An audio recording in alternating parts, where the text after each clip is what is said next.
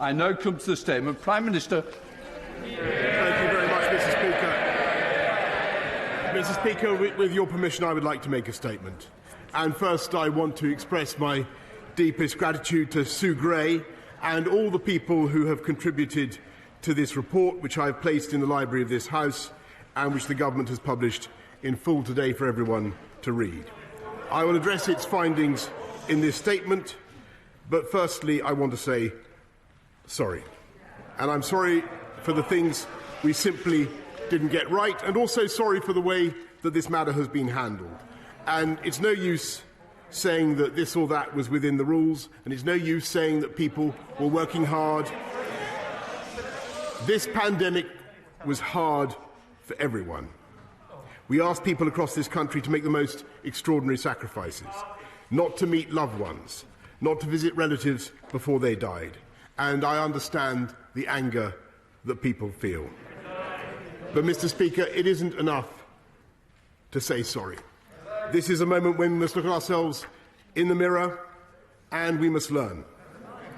And while the Metropolitan Police must yet complete their investigation, and that means there are no details of specific events in Sue Gray's report, I, of course, accept Sue Gray's general findings in full. And above all, her recommendation that we must learn from these events and act now. With respect to the events under police investigation, she says, and I quote, "No conclusions should be drawn or inferences made from this other than it is now for the police to consider the relevant material in relation to those incidents." But more broadly, she finds that there is significant learning to be drawn from these events, which must be addressed immediately across government. This does not need to wait for the police investigations to be concluded. That is why we are making changes now to the way Downing Street and the Cabinet Office run, so that we can get on with the job that I was elected to do, Mr. Speaker, and the job that this government was elected to do. First, it is time to sort out what Sue Gray rightly calls the fragmented and complicated leadership structures of Downing Street, which she says have not evolved sufficiently to meet the demands of the expansion of Number 10. And we will do that, including by creating an Office of the Prime Minister with a permanent secretary to lead Number 10. Second, Mr. Speaker, it is clear from Sue Gray's report that it is time not just to review the civil service and special advisor codes of conduct wherever necessary to ensure that they take account of Sue Gray's recommendations, but also to make sure that those codes are properly enforced. And third, I will be saying more in the coming days about the steps we will take to improve the Number 10 operation and the work of the Cabinet Office, to strengthen Cabinet government, and to improve the vital connection between Number 10 and Parliament. Mr. Speaker, I get it and I will fix it. And I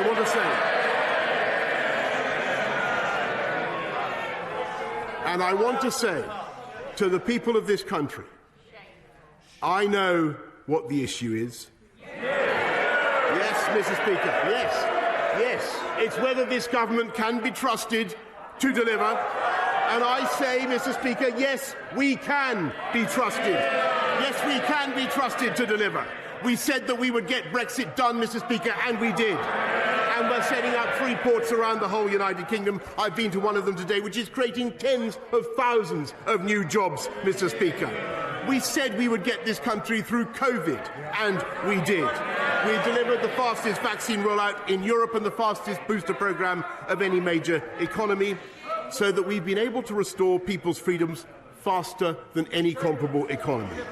And at the same time, we've been cutting crime by 14%, building 40 new hospitals and rolling out gigabit broadband, Mr. Speaker, and delivering all the promises of our 2019 agenda so that we have the fastest economic growth of the G7. We have shown that we have done things that people thought were impossible, Mr. Speaker, and that we can deliver for the British people. Mr. Speaker, I remind the benches opposite The reason we're coming out of COVID so fast is at least partly because we doubled the speed of the booster rollout. And I can tell the House and this country that we are going to bring the same energy and commitment to getting on with the job, to delivering for the British people, and to our mission to unite and level up across this country, Mr. Speaker, and I commend this statement to the House. I know.